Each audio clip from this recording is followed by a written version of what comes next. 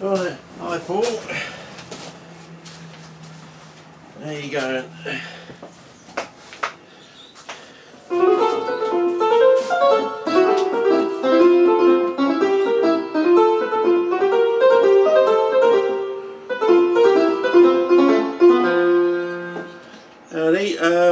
I made a list last night to try and answer some of your questions. I thought I had answered your questions. With that big long screed I did about Joshua Gigantea at Canton Swamp all those years ago. Maybe you didn't find the email, maybe it was buried somewhere in another email and you didn't see it or something, I don't know. But I made a short list. I'll probably quickly go over the short list so that if I re-watch this video again, it will also highlight some things. I'm going to talk about all the nanogrammage and all those papers about, as you were saying, do the leaves affect the roots and do the roots affect the leaves, all that sort of stuff. Number 2, less is more. A common phrase you started to hear in the last 20-25 years. There's all those other phrases like little protein packets, and there's phrases like that you get to hear. Talk about banana roots. Nothing comes from nothing. Microbes don't grow in a vacuum. And an important point here that they always talk about at uni, but then you seldom seem to hear about it in later in life, is dynamic. Oh, I should have started this video. Hang on. Let's see if I can quickly.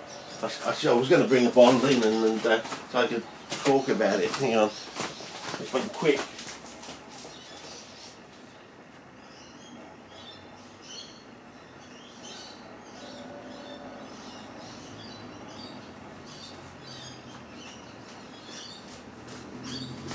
Yeah, bottles sort of thing. I was going to talk about bottles. I don't know if that focused or not. I suppose I should have checked that the thing was actually. Anyway, you can see with these bottles, they've been sitting out there for a couple of years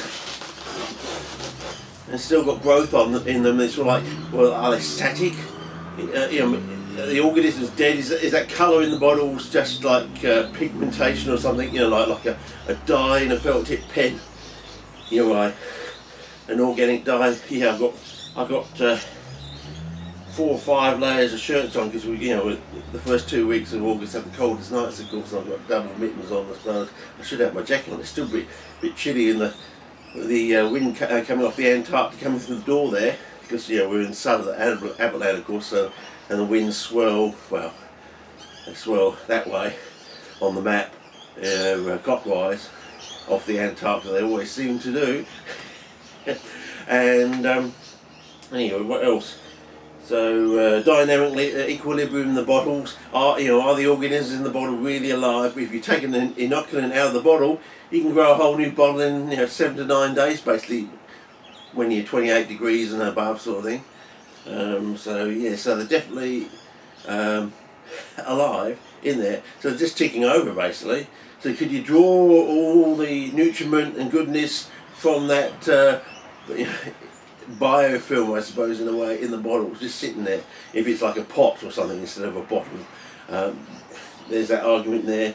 Nitrogen. This argument about nitrogen. Bogs and traps open, and they always say nitrogen is the master key element in biology, basically, and they say these plants are nutrient poor. They always say nitrogen deficient, and so you go out to these bogs, you say, well, nitrogen deficient. There should be a drain on chlorophyll sort of thing, so they should be going from yellowy green, yellow to white sort of thing. So you go down all these bogs and places around the world, you turn the corner, it's green as far as the eye can see. And it's not usually a light green either, it's usually quite a dark green. So there's a lot of bullshit in that argument.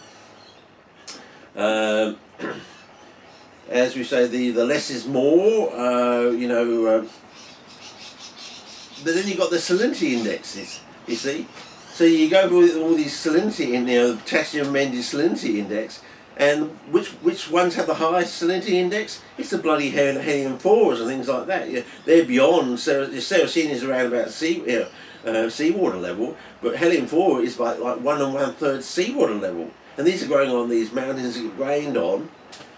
And of course that runs your argument back into your Mexican pinguiculus. You've got these groups of plants out there like your Drosophilum and your Mexican pinguiculus. You know, a pinguicula in the same genus as other ones that abhor or don't like calcium.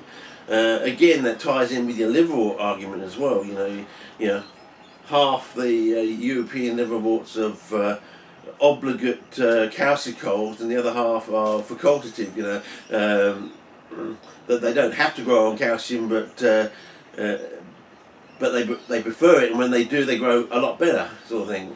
I think that's roughly the definition of facultative. Yeah.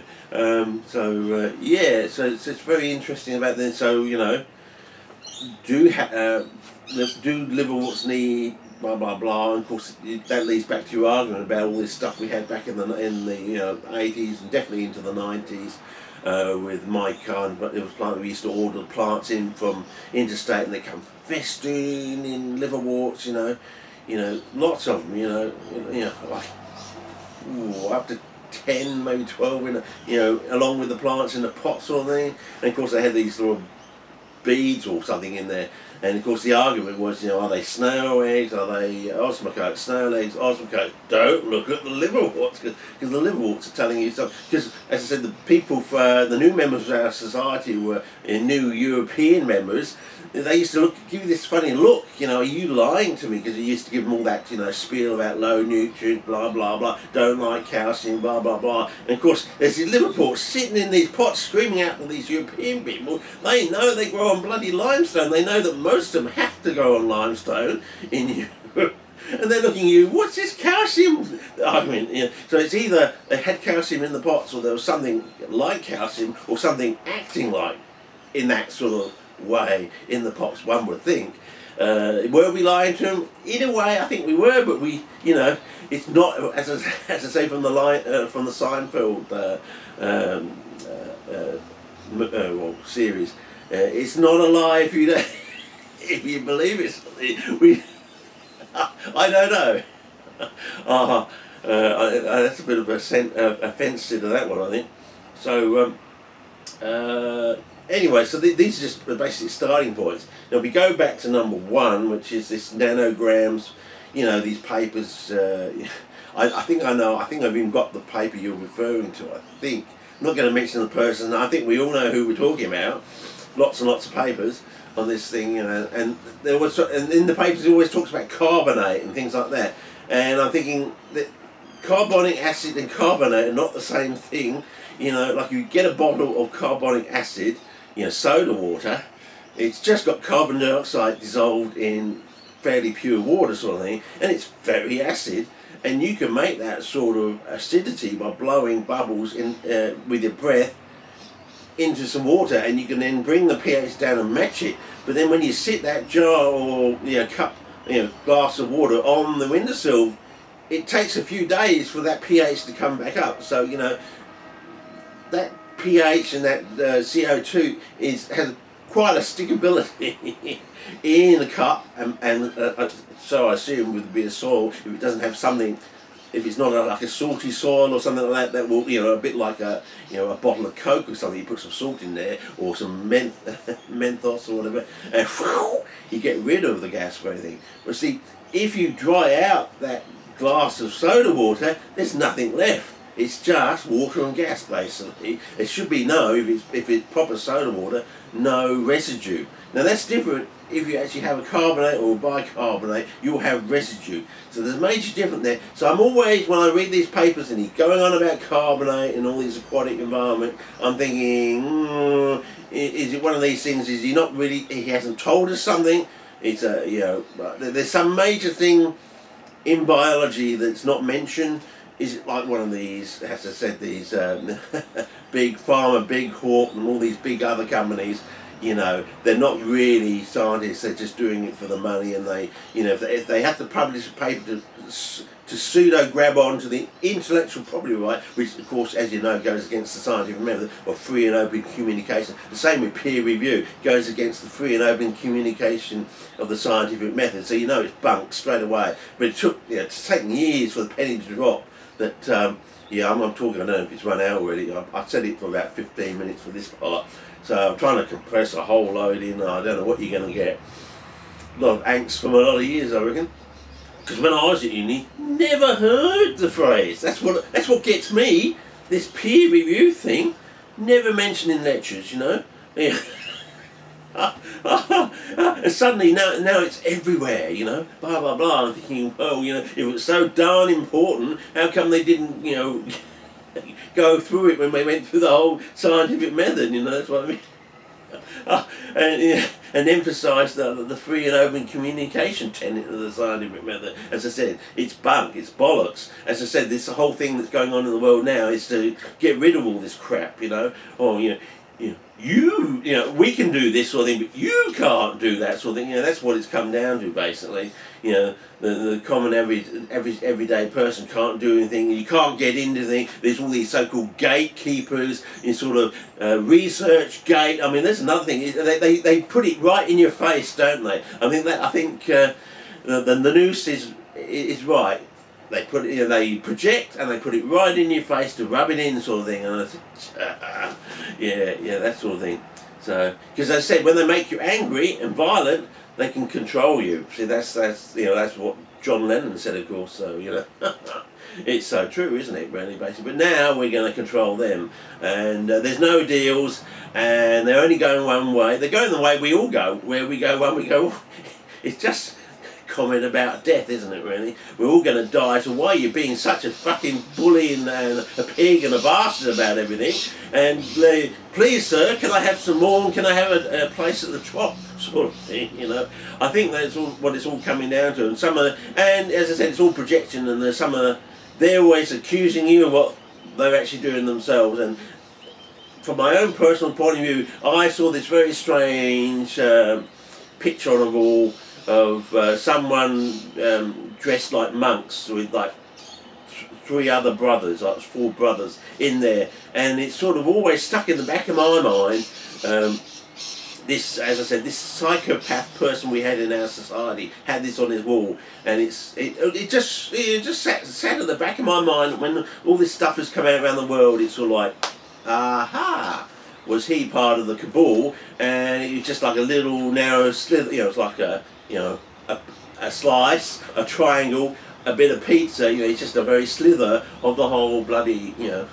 I think I know why they call it pizza. It's like a triangular, you know, it's the triangle of that part of the body, I suppose, in a way. I think that's how I'm seeing it anyway, I don't know, but I can see why they reference it that way, I think, yeah, so...